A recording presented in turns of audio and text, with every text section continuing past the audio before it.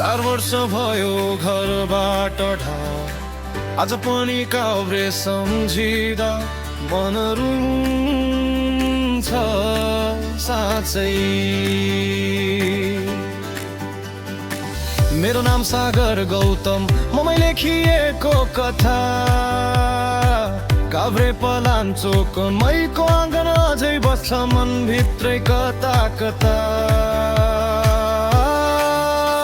बिस्तारै बग्छ समय तर सम्झना छैन कम। परदेशको बाटोमा हिँड्दा घरको सुगन्ध यहाँ पनि छ सँग। सारे झरी बर्खे पानी, आमाको त्यो मायालु हाँसो, बाबुको आशीर्वाद सम्झिँदा मन त झन् भारी हुन्छ कासै। घरको धेरै याद आउँछ, साँच्चीकै पोल्छ हृदय।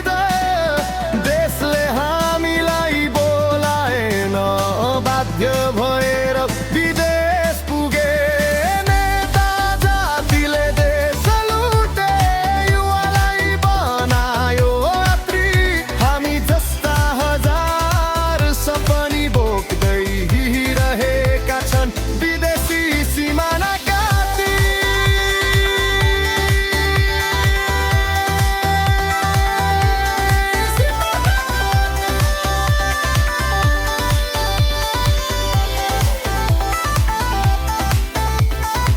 चार वर्ष बितेछ यहाँ, बिहान र रातै काम।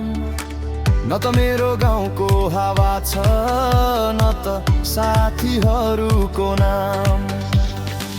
आमाले भनिदिन्थिन् छिट्टै आऊ है बाबु, तर परिस्थितिले तानेर राख्यो यो मन कति मजबुर बाबु।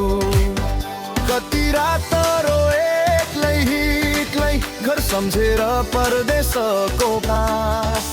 मेरो मन अझै काभ्रेमै छ, शरीर मात्र छ त्रास त्रास।